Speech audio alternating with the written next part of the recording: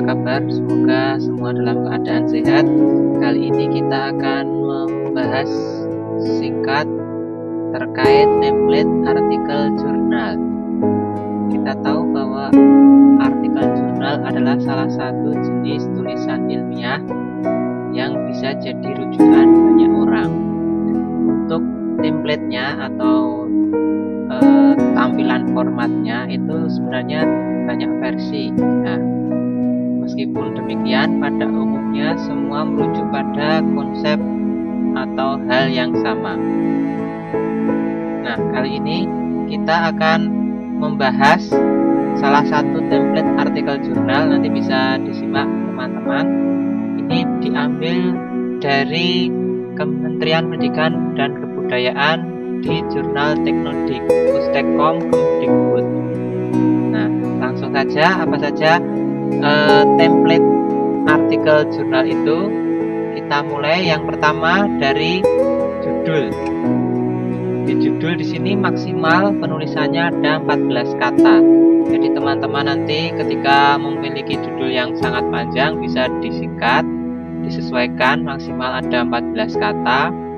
Atau jika tulisannya judulnya hanya sedikit bisa ditambahkan, jadi maksimal 14 kata, silahkan menyesuaikan. Kemudian ini idealnya ditulis dalam dua bahasa, yakni bahasa Indonesia dan bahasa Inggris, tapi nanti cukup memilih satu bahasa saja, bahasa Indonesia, dengan hurufnya adalah Arial, ukurannya fontnya 16. Ini untuk judul ya, jadi maksimal 14 kata ditulis dalam bahasa Indonesia atau Inggris atau keduanya. Kemudian menggunakan jenisnya Arial dan ukurannya 16. Penulisannya ditulis dengan kapital semua atau ini pilihan ya, yang kapital hanya di awal. Gitu ya. Jadi boleh menuliskan semua huruf kapital dalam judul atau hanya awal kata saja yang huruf besar. Nah, untuk awal kata ini nanti dilihat apakah kata itu kata sambung atau kata hubung atau bukan gitu ya. Kalau kata sambung atau kata hubung, meskipun itu adalah awal kata, itu penulisannya kecil gitu ya. Misalnya ada kata di, kemudian dari, pada, yang, dan seterusnya, itu penulisannya kecil gitu ya. Berikutnya, setelah judul sudah, kemudian identitas penulis di bagian sini dikasih spasi ya, jeda spasi, di sini ada spasinya. Kemudian di sini identitas dimulai dengan nama penulis, ditulis lengkap, tidak usah disingkat dan tanpa gelar atau jabatan ya, tidak usah dituliskan gelar atau jabatannya, cukup nama lengkapnya saja. Nanti kalau ada 2, 3 dan seterusnya bisa menyesuaikan ya, dikasih tanda baca jika pengarang atau penulisnya lebih dari satu. Setelah itu ditulis nama dan alamat lengkap instansi penulis gitu ya. Instansinya misalnya PGMI, IGI Anur, atau misalnya instansi yang lain gitu ya. Itu instansi di mana si penulis itu berinduk gitu ya, atau berdomisili secara kelembagaan. Kemudian yang terakhir di sini ada alamat surel penulis. Surel itu surat elektronik atau biasanya bahasa yang sering kita dengar email gitu ya, elektronik mail. Nah, ini di bahasa Indonesia kan surel, surat elektronik penulis. Alamatnya apa? Misalnya yogaswari@gmail.com. Nah, ini misalnya seperti itu ya, contohnya. Ya, ini di awal. Kemudian selanjutnya masuk ke bagian inti, ada abstrak. Biasanya abstrak itu dibuat dua bahasa Indonesia dan bahasa Inggris. Yang bahasa Indonesia nanti ada konsep seperti ini. Nah, ini ada gambaran singkat terkait artikel atau karya tulis ilmiah tersebut. Apa saja isinya? Yang pertama nanti dimulai dengan masalah dan tujuan. Kemudian di nomor 2, metode apa yang digunakan dalam melakukan riset atau penelitian. Yang ketiga adalah hasil dan pembahasan. Yang keempat ada simpulan dan saran. Jadi nanti ada setidaknya ada 4 bagian dari karya tulis berbentuk artikel jurnal. Ini sebenarnya lebih padat dan lebih singkat jika dibanding dengan makalah ya. Kemudian abstrak ini tadi sudah disampaikan, ditulis dengan 2 bahasa itu idealnya, tapi setidaknya 1 bahasa juga cukup, misalnya bahasa Indonesia gitu ya. Kemudian di bagian berikutnya ditambahkan dengan abstrak ini dibuat dalam 1 paragraf setidaknya atau kurang lebih atau maksimalnya di sini 250 kata. Kalau dalam bahasa Inggris tentu disesuaikan ya. Kemudian tanpa catatan kaki, tanpa kutipan pustaka, dan ditulis dalam 1 spasi gitu ya. Ya 1 spasi. Biasanya juga ditulis miring ya. Buat miring. Kemudian poin berikutnya bagian terakhir dari abstrak ada kata kunci. Kata kunci ini idealnya 3-5 kata kunci gitu ya. Kata kunci itu gampangnya ketika si pembaca mencari judul itu bisa dengan mudah menemukannya di pembahasan teman-teman ya, bisa diambil dari judulnya. Jadi dari judul itu kemudian inti dari judul itu apa nanti dituliskan di kata kunci. Nah ini berkaitan dengan awal dari artikel jurnal. Selanjutnya masuk ke bagian isi, mulai dari pendahuluan di sini. Pendahuluan itu isinya apa saja? Yang pertama ada latar belakang, kemudian rumusan masalah, tujuan, kajian teori, hasil penelitian atau pengembangan, atau kajian yang relevan dengan apa yang ditulis di sini, gitu ya. Nah ini tidak perlu menggunakan subjudul dalam pendahuluan, gitu ya, tidak perlu. Ini pendahuluan. Kemudian yang kedua adalah metode. Metode apa yang dipakai dalam penelitian ini? Itu metode itu meliputi rancangan atau model, tata cara teknik pengumpulan data, kemudian tempat dan waktu pengambilan data, kemudian pengolahan data atau analisis data. Nah itu tidak perlu juga menggunakan sub-judul dalam metode penulisan atau penelitian ini. Ya, berikutnya yang poin paling inti dari artikel itu adalah hasil dan pembahasan. Oh ya, sebelum lupa, penulisannya nanti dibuat dalam isi itu 2 kolom ini ya, ada 2 kolom. Ini, jadi dalam 1 lembar dibuat menjadi 2 kolom seperti ini ya. Nah, kita lanjutkan hasil dan pembahasan. Tadi membahas mengenai isi atau data yang sesuai dengan tujuan tulisan artikel.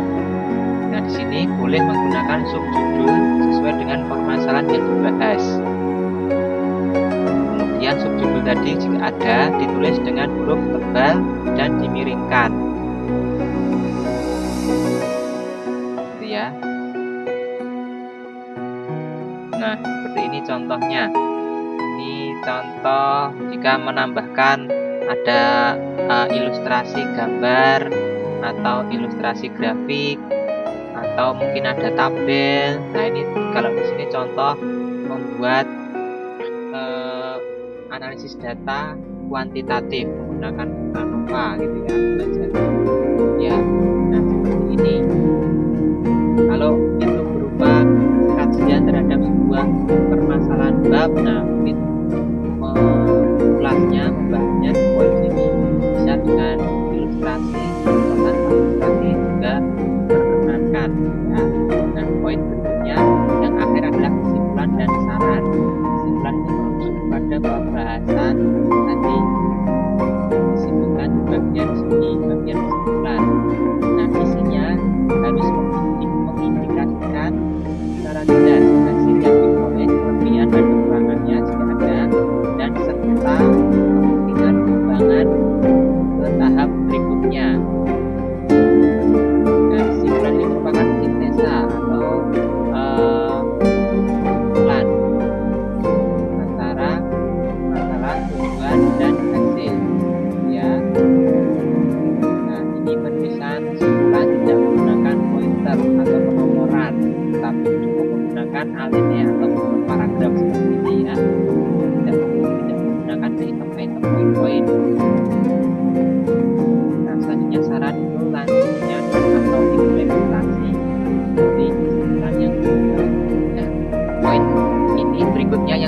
kalah penting juga terkait penulisan artikel adalah pustaka acuan, atau bahasa lainnya daftar pustaka atau referensi, sumber referensi.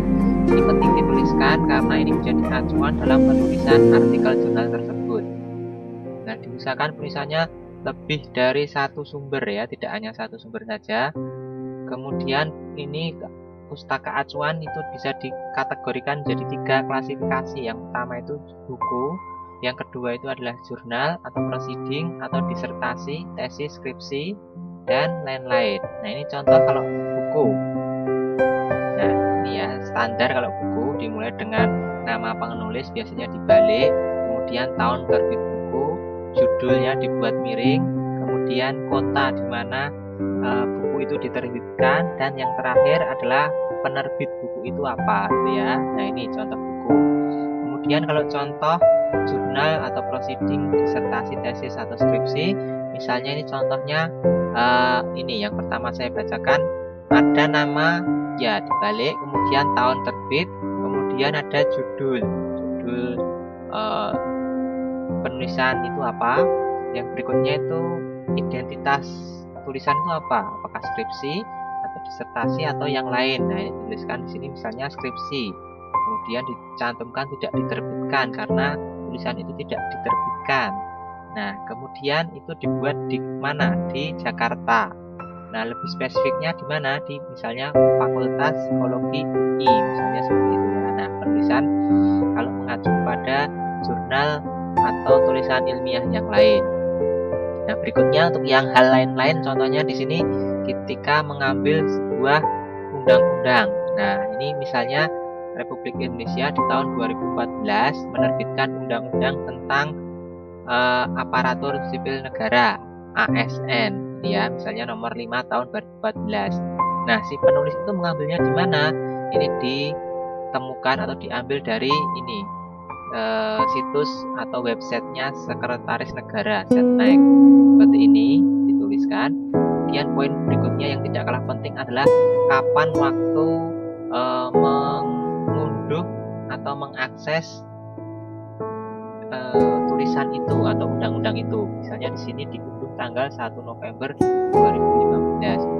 Bisa ditambahkan juga misalnya jam berapa. Nah, cukup dengan tanggalnya juga cukup ya. Nah, ini contohnya bisa disimak sendiri. Nah, seperti ini. Ini contoh penulisan artikel di jurnal. Format atau template-nya seperti ini ya. Silahkan nanti jika ada yang ditanyakan bisa kita lanjut di diskusi. Jika tidak, silahkan teman-teman mulai untuk mengerjakan artikel jurnal sesuai dengan tema yang telah kita bagi di pertemuan sebelumnya. Untuk pertemuan berikutnya nanti bisa kita mulai dengan presentasi dan ditanggapi oleh teman-teman yang lain. Nah, demikian. Jika ada yang tanyakan kita lanjut di kolom komentar. Jika tidak bisa lanjut untuk mengerjakan, kita akhiri. Salam semangat.